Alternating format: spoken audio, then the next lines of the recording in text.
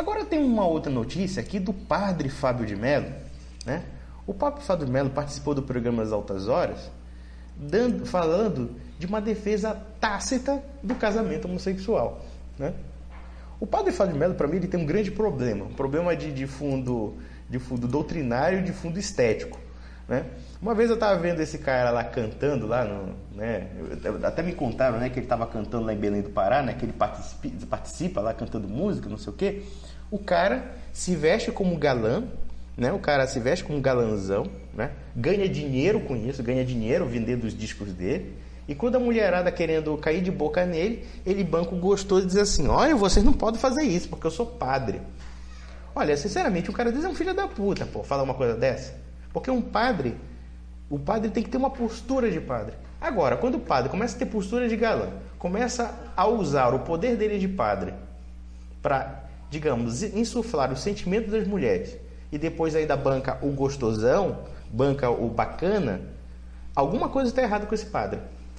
Alguma coisa do ponto de vista espiritual está de errado. Porque esse cara não se entregou totalmente a Deus. Ele não foi tocado pela graça divina para ser um sacerdote. Porque um sacerdote, ele tem que ter uma postura austera. Ele tem que ter uma postura de um distanciamento, pelo menos no âmbito afetivo. Quando eu digo isso, não quer dizer que ele não seja uma pessoa afeiçoada, mas a afeição que ele tem que ter pela comunidade é uma afeição totalmente desprendida. Agora, quando um sujeito como o padre bacana, né, o padre gostosão, começa a chegar num programa aí, né, uma vez eu estava vendo, eu não sei, eu escutei falar disso, que ele chega no programa, num certo programa de entrevista, e o pessoal pergunta: vem cá, qual é o primeiro lugar que você vai quando chega numa cidade? Vai para uma academia de ginástica? Ah, vá tomar no cu, né? Pô, um filho da puta desse. Mas só que agora, né? Porque o Fábio de Mello é o seguinte: o Fábio de Mello, ele quer bancar o bom moço. Ainda que sendo bom moço, ele traia os aspectos da doutrina da Igreja Católica. Ainda que ele demonstre, não é mesmo heresia, não. Eu acho que é má fé mesmo. Porque ele deve saber. Ele não é burro.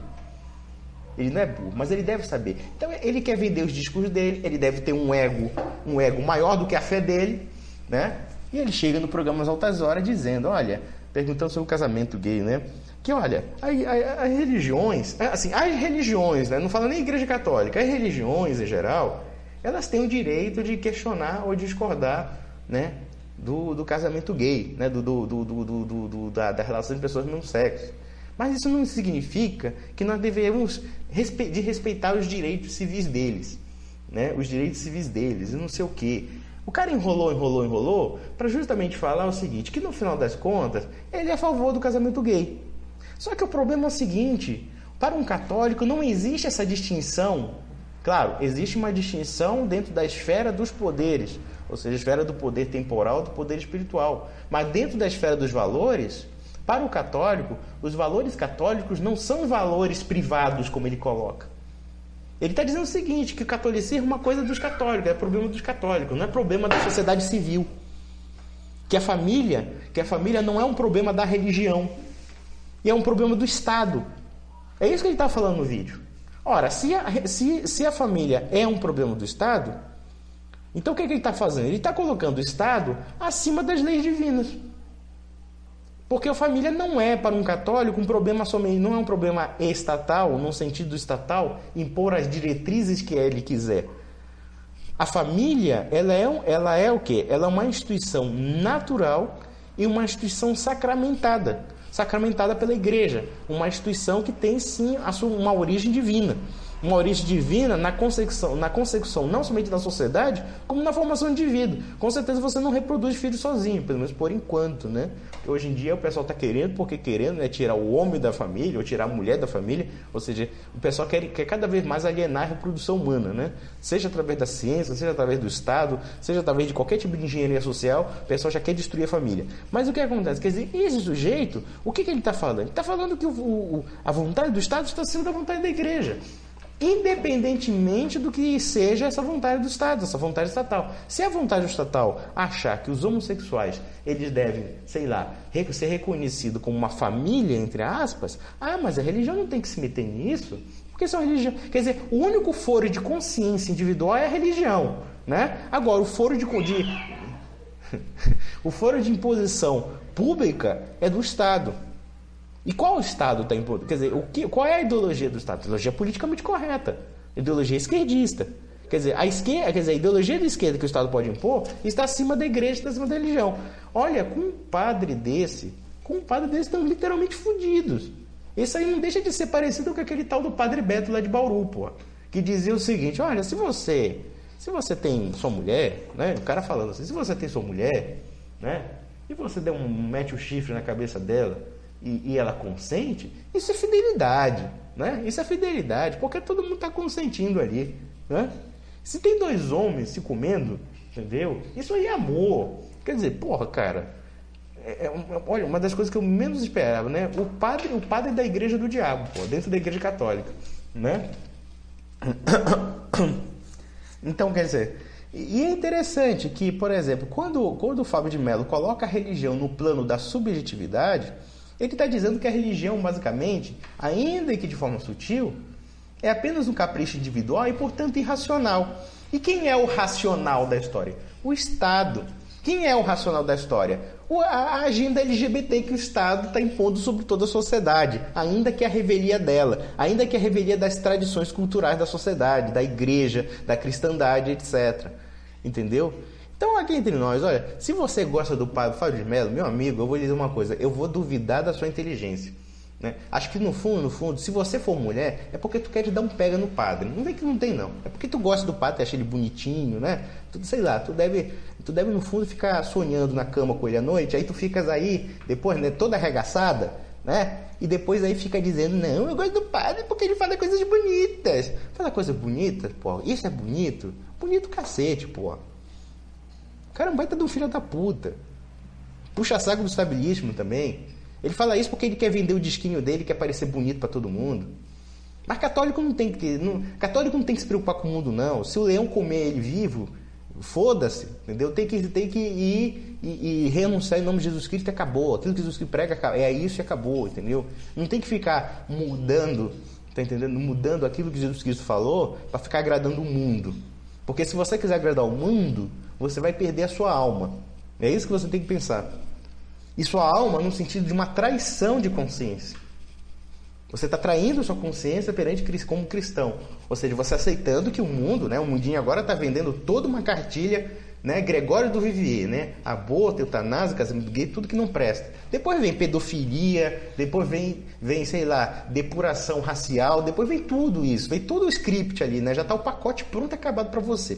Agora, se você aceitar isso porque você quer ser bonzinho com o mundo não vai ser bonzinho com você, não. Porque o primeiro passo para você querer destruir e você querer difamar,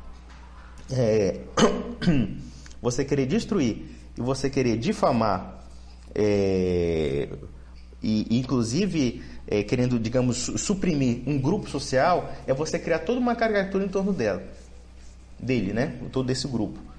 E isso aconteceu durante 5 séculos. A Igreja Católica ela foi duramente perseguida e atacada durante 5 séculos.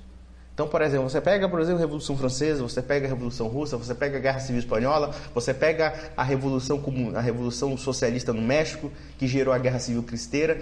Tudo isso, quer dizer, para que houvesse esse ato de violência, ela teve um ato de propaganda, uma propaganda de desinformação em massa. E temos também esses padrecos aí que querem vender mais disco do que outra coisa, né? E querem ser o bonitão das mulheres, o bonitão intocável, né? Porque ele fica dando uma de gostosão, olha, eu gosto, né? Eu boto, sei lá, eu boto botox na minha cara, né? Eu passo batom, sei lá. Bom, não sei se ele usa, né? Mas eu tô falando assim, eu faço minhas unhas, né? Eu faço minhas unhas, né? Eu faço o corte de cabelo bonitinho, não sei o quê, né? Fico todo cheirosinho, fico com calça colada na bunda, né? Pra dizer assim, poxa, eu sou o gostosão, o galanzão. Aí, de repente, ele fica agora o galanzão do totem, né? Intocável, né? Aí ele usa a igreja para dizer, olha, você pode até me desejar, mas não me coma, né? Então, mais ou menos isso, sabe? Sinceramente, isso é coisa de mulherzinha. Isso é coisa de boiolice mesmo, né? Uma vez eu vi até uma jovenzinha, eu não vou citar o nome, eu vi uma jovenzinha, mulher até bonita, né? Porque tem um pessoal assim conservador que cai assim de paraquedas, né? E aí, porra, a mulher tinha umas pernas maravilhosas, mulher linda, maravilhosa, tudo, né? E aí bancou a conservadora antifeminista. Aí, de repente, né? tinha só um defeito, né? Como ela tinha consciência de que era gostosa mesmo, que era atraente, aí começou a fazer pose. Olha, você pode até me elogiar, mas não me deseje, não me coma, né? Ah, vai se fuder, porra. Se você fica estimulando, o erotismo das pessoas, é claro que as pessoas vão querer te comer, porra. A não ser que fique batendo bronha pra você. Então pronto, pô, toma vergonha na tua cara, caralho. Pô, ou tu toma uma postura séria, né, a ponto de cortar uma pela raiz, ou então pare de bancar o gostoso, ou a gostosa, pô. Né? Então é mais ou menos isso. O padre Fábio de Mello realmente não serve de menor exemplo para a Igreja Católica. E nós estamos, assim, numa certa carência de representatividade dentro do clero católico, porque o clero católico nosso é muito complicado, né? Eu acho que é engraçado, tá faltando, assim, um romancista para escrever sobre o clero católico brasileiro, porque aí realmente, aí dá para fazer piada. Não quer dizer que, veja, eu não estou aqui questionando a essência do clero, né? O fato de quando um clero é de fato um clero de verdade, mas sim quando ele é um clero, uma paródia de um clero, né? Então, por exemplo, nesse ponto, o humor, ele serve para alguma coisa que o Dudu Vivier não entende. Ele serve para alguma coisa. Por exemplo, tem um livro chamado Crime do Padre Amaro, do Eça de Queiroz, que ele faz um retrato deliciosíssimo do clero português. Um clero, como aconteceu no Brasil também na época do Império, um clero que acabou se tornando uma profissão de carreiristas. Uma profissão de pessoas lá que não tinham nenhuma vocação religiosa e começaram a fazer merda dentro do clero. Aí nós temos o quê? O Padre Amaro, que era o Fábio de Mello do século XIX, ficava o quê? Ficava dando uma de gostosão lá na paróquia, entendeu? E as beatas toda doida por ele, entendeu? Então, quer dizer, esse tipo de coisa. Isso aí, a gente tem que... Aí nesse ponto, a gente tem que dar voz ao humor, né? Como já dizia a comédia dell'arte italiana, ridendo castigati mores, né? Rindo-se castiga seus costumes, né? Então, quer dizer, o Fábio de Mello, ele representa uma caricatura de um padre. Caricatura de um padre narcisista, de um padre galão. Quer dizer, é uma coisa ridícula isso, né? O padre gato, né? Né? Aí os homens assim meio desviados, e as mulheres ficam loucos, né? Ficam loucos, né?